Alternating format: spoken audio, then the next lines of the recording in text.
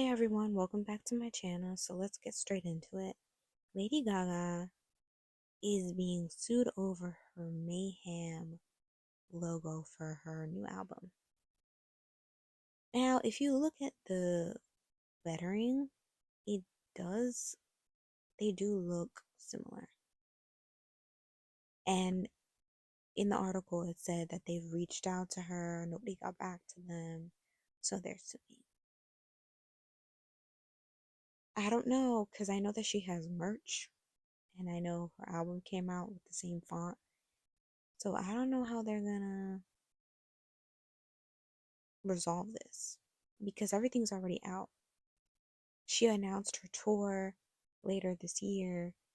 Everything's already packaged and out, and people have already bought merch. So I don't know how this is gonna get handled. But her Abracadabra song is just ridiculous on TikTok. I'll put some clips of the dances on from TikTok. Ben Affleck is on the cover of GQ, and he talks about his relationship with JLo. He says, two people just trying to figure out their lives and relationships. You guys are both in your 50s. You guys have children. You guys have been married. At this point, you would think that you would figure out what is working and what is not working. And I've said this before. This should have just been a fling, a boyfriend and girlfriend type of thing. You guys didn't need to get married. They were definitely making up for the fact that they did not marry before. That's what it was. Because he's like probably needing couples therapy. Did you guys go to therapy? I just feel like both of them were just living in fantasy land. As great as it was for the nostalgia of them being together, in reality, when we actually saw it, we knew that you were miserable, buddy. We knew that you didn't want to be there. Dumois posted this photo from the after party of JLo's new movie Unstoppable, and it's her and Matt Damon. I think this is the most telling photo about the divorce between JLo and Ben. Miss Jules, this is Lasting Looks with Jules. I talk about fashion, pop culture, and costumes in film and television. If you love those things, please follow me for more. Tell me if I'm wrong, but the way that I interpret this photo, the hand holding is so telling to me because he's like listening to her talk and he's holding her hand and he's supporting her, and it makes me feel like maybe Ben is very much to blame in this situation. Things that we've heard so far seem like he moved out, he ghosted her, he kind of didn't give her a reason. She canceled the tour to spend more time with him, and that didn't really help anything. I feel like she still gets a lot of blame in the press, but when I see this picture, Matt is being very understanding of the situation, and that tells me a lot about his friend, Ben, because if he's being supportive, he kind of knows that his friend is in the wrong. I told you guys that I saw warning signs the first time when we saw Ben speaking at the Tom Brady roast. We can go back to that because that is when I knew it was over. And a lot of you said I was crazy, but I saw the warning signs right then and there. This kind of tells me that I think Ben is the problem, even his best friend knows. You let me know what you think in the comments. So Marvel just announced the cast for Avengers Doomsday, and it's a whole lot of nothing. Honestly, the only two things that I'm looking forward to is Namor and Shang-Chi, and how they're gonna include them in this universe.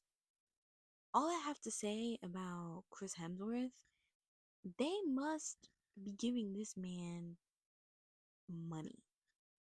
He is the only original Avenger left. So obviously, here's the timeline for the movies. Thunderbolts is coming out in May. Then we have Fantastic Four in July, and then Doctor Strange, Avengers Doomsday.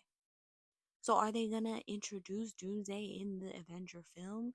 Because what storyline is happening?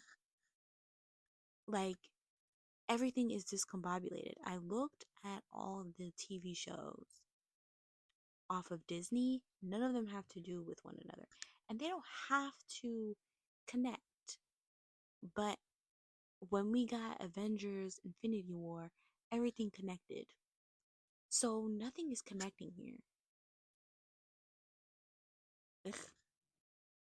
I cannot get over that Kris Jenner and Corey Gamble have literally been dating for a decade. They just hit their 10-year mark of dating. 10 years! These two have been dating each other. Like, I cannot wrap my head around that they've been dating for 10 years. And this is no shade to any of the Kardashians, but this relationship is the longest relationship out of any of the Kardashian and Jenner sisters that they've had with their boyfriends and husbands. Kris Jenner takes the cake on this one. 10 years together and they are not married. Like, it's giving Carrie Bradshaw and Mr. Big. Like, do you guys think that these two are ever going to get married? I kind of feel like they might not ever get married. At the end of the day, people don't need marriage to define their relationship. So I completely understand that. But at the same time, I want a Kris Jenner wedding. Like, can you at least let your fans know if you guys are going to get married in the near future? Like, is Corey Gamble going to get down on one knee? A decade of dating. Like, Corey Gamble was literally on Kardashian's E. That is how long this relationship has been.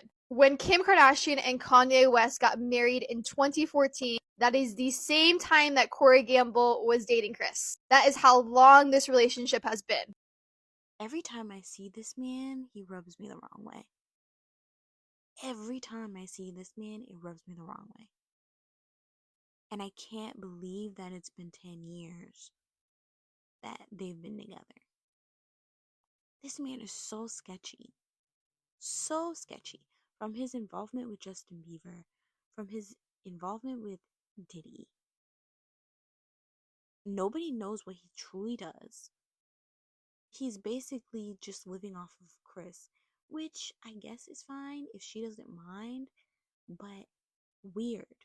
There's been instances where he's offered his opinion about certain things and they're off.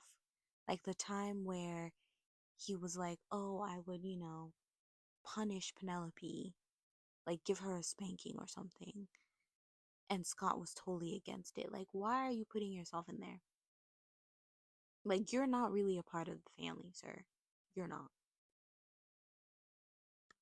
And then his relationship with the two youngest, Kendall and Kylie, freaking weird. Kris has set the precedent for the men that her daughters pick. And if her daughters don't pick the right man the first time or the second time, they are sure gonna go through some heartache to either be alone for a while or finally get with the man that they want to get with, like Courtney and Travis. All her other daughters are single. To me, they're single if they don't have a ring on their finger. And they had to go to the freaking ringer with their baby daddies. And their baby daddies are deadbeats. So you're with a sketchy man and your daughters end up with sketchy men. And it says in the article that she likes to keep this private.